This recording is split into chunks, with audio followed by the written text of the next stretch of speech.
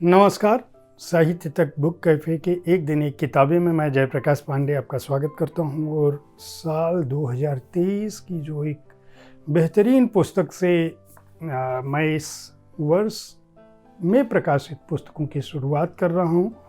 उनमें बेगम हज़रत महल, यह पुस्तक 1857 के विद्रोह की वीरांगना के नाम से समर्पित है, उनके जीवन पर आधारित है। इसकी रचनाकार हैं वीणा वत्सल सिंह।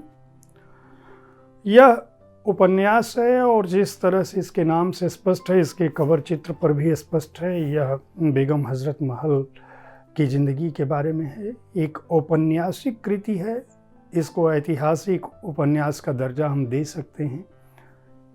कल्पना का मिश्रण है इसलिए उपन्यास है, लेकिन इस उपन्यास के कथानक की जो नायिका है वह मोहम्मदी है।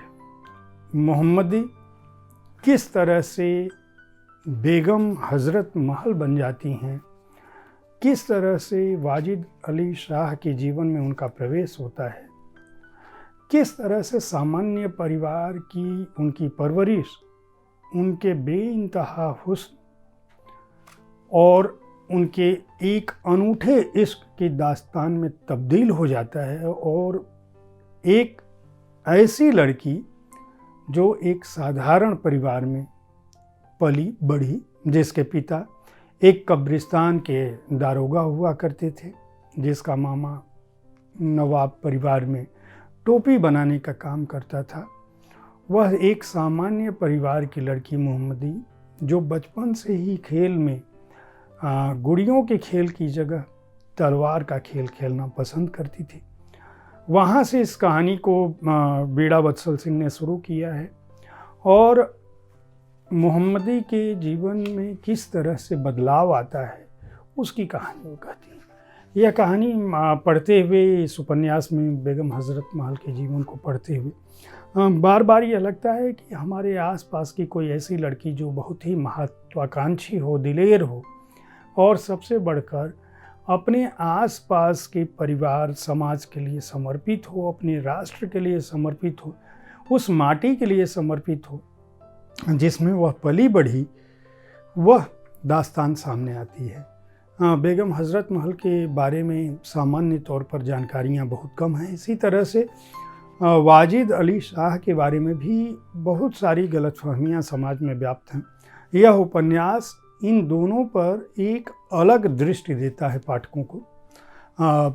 यह उपन्यास बताता है कि वाजिद अली शाह, जिनके बारे में यह कहा जाता है कि वो हमेशा रास रंग में डूबे रहते थे, और जब ब्रिटिश सेना ने वहाँ लखनऊ के उनके महल पर हमला कर गया, अंग्रेज़ घुस आए, तो वो उस समय नृत्य कर रहे थे। यह कथा बताती है कि किस तरह से वाजिद अली शाह की परवरिश के समय उनकी माँ, जो अपने में व्यस्त रहती थी, इनका लालन पालन एक दासी ने किया, और किस तरह से इनके मन में धीरे धीरे यौन विकार उसने पैदा कर दिया, उस दासी ने। और बचपन से ही वो उनको आनंद जो है वह स्त्री शरीर में मिलने लगा, और उस आनंद के साथ साथ उन्होंने, चूँकि वो कला, संगीत, दूसरे तरह के जितने भी कला से जुड़े हुए विषय हैं, चित्रकारी, शायरी, साहित्य, उन सब पर आकर्षित थे, नृत्य में, गीत में, संगीत में। तो वो उधर उनकी जो रुझान थी, वह रुझान धीरे धीरे स्त्रियों के प्रेम और रुझान स्त्री शरीर के प्रति जो उनका आकर्षण था, उससे वो कला की तरफ उन्मुख हुए। और उसी प्रक्रिया में उनकी मुलाकात मोहम्मदी से होती है। और जब मोहम्मदी उनके परी खाने में, जहाँ वो रास रंग के लिए समर्पित होते थे, और वह उनके शरीर की बाध्यता, इस उपन्यासकार ने इस बात को कहा है कि वह एक तरह का शारीरिक कह सकते हैं कि बीमारी के शिकार हो गए थे, और उस दौरान भी उनको मोहब्बत की दरकार इतनी थी कि जब उनकी शादी हो गई आलम आरा से, उसके बाद भी वाजिद अली शाह ने तमाम परियों के बीच में जब मोहम्मदी को देखा, तो मोहम्मदी से उन्होंने अपने सच्चे इश्क का इजहार किया। और वह मोहम्मदी की जिद थी कि उस जिद के चलते वाजिद अली शाह उसके साथ ज़बरदस्ती नहीं कर पाए। और फिर धीरे धीरे मोहम्मदी ने न केवल वाजिद अली शाह के जीवन को नृत्य, नाटक, रंगमंच, गीत, संगीत और परी खाने से निकाला, बल्कि उनको एक तरह से इस बात का अवसर दिया कि वो फ़ौजी तालीम जो है वह हासिल कर सकें। और न केवल वो तालीम हासिल कर सके, बल्कि मोहम्मदी ने अपने लिए भी फ़ौज की ट्रेनिंग की व्यवस्था कराई, जो एक किन्नर सेनापति देता था। और वहाँ उन्होंने फ़ौज का गठन किया, महिला फ़ौज का गठन किया। गुलाम भारत में जब अंग्रेज़ी शासन की शमशीरें जो है वह चुभ रही थी नवाबों को, हिंदुस्तानी ज़मींदारों को, राजाओं को, उस समय उन्होंने जितने भी ब्रिटिश शासक थे, जिसमें लॉर्ड डलहौजी भी थे, और जिन लोगों की अवध पर एक कुदृष्टि थी, उन सब को मात देने के लिए बहुत ही दूरदृष्टि रखी थी मोहम्मदी ने। और जो मोहम्मदी अपने प्यार के चलते हजरत महल और बेगम हजरत, और उसके बाद बेगम हजरत महल बनी, और उन्होंने अपने लिए अलग उनके लिए महल बना। उन्होंने वाजिद अली शाह के परिवार को संतान भी दी।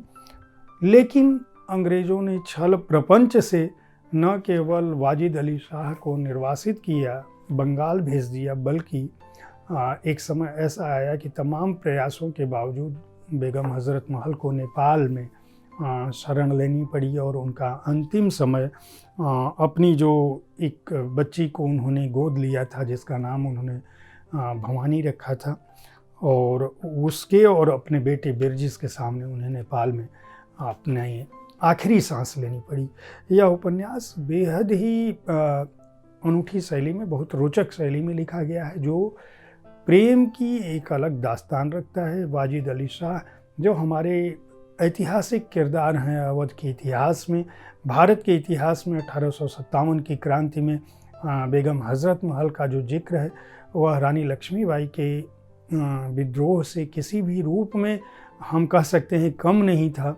उन्होंने अवध के लिए जो किया, जो समर्पण था, एक सामान्य परिवार की लड़की, जिसे परी खाना में एक अपनी युवराज कहें, राजकुंवर कहें, नवाब कहें, होने वाले नवाब कहें, कि रास रंग के लिए लाया गया था, उस लड़की ने अपनी बुद्धिमत्ता से न केवल अपने उस व्यक्ति का, नवाब का स्वरूप बदला, उसका मिजाज बदला, बल्कि उसको फौजी तालीम भी दिलवाई, खुद भी हासिल की, और अवध के इतिहास में एक ऐसा गौरवशाली पन्ना जड़ा जिसकी बात बार बार की जानी चाहिए, आज भी की जानी चाहिए।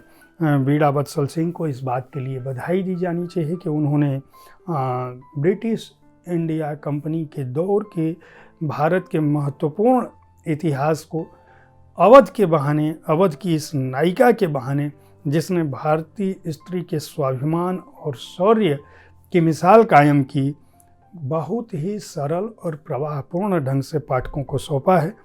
राजपाल एंड सन्स इसके प्रकाशक हैं। बीड़ा वत्सल सिंह की जो अन्य किताबें आ चुकी हैं, उनमें 2 कहानी संग्रह अंतर्मन के द्वीप और फॉरेन स्टार तथा अन्य कहानियाँ प्रकाशित हो चुकी हैं। 325 रुपये इस उपन्यास का मूल्य है। पृष्ठ संख्या है 190। बेहद बेहतरीन उपन्यास है। अगर आप भारत अवध के इतिहास, ऐतिहासिक किरदारों, मध्ययुगीन मुगलकालीन जो भारत था जब अंग्रेज़ और मुग़लों के बीच लड़ाई चल रही थी 1857 की क्रांति में, क्या भूमिका थी, और कोई भी व्यक्ति अगर उसके अंदर यह साहस हो, दूरदृष्टि हो, तो वह अपने जीवन में आई हुई विपरीत स्थितियों को भी किस तरह से अपने हक में इस्तेमाल कर सकता है। यह पुस्तक एक साथ आपको बहुत सारी बातें बताती हैं, स्त्री, शौर्य, इतिहास, कल्पना, मनोरंजन, प्रेम और प्रेम का अनूठा आख्यान। उम्मीद है साहित्य तक का यह एपिसोड आपको पसंद आया होगा। कल ठीक इसी समय ऐसी ही किसी एक पुस्तक की चर्चा के साथ मैं फिर मिलूँगा आपसे। देखते रहें साहित्य तक। इस कार्यक्रम के बारे में अपनी राय से अवगत कराना ना भूलें। हमारी कोशिश होती है कि विविध विधाओं की पुस्तकों के साथ आपके पास पहुँचूँ। ताकि आपको अच्छी पुस्तकों की जानकारी मिल सके, आपका मनोरंजन हो सके, आपका ज्ञान बढ़ सके। धन्यवाद।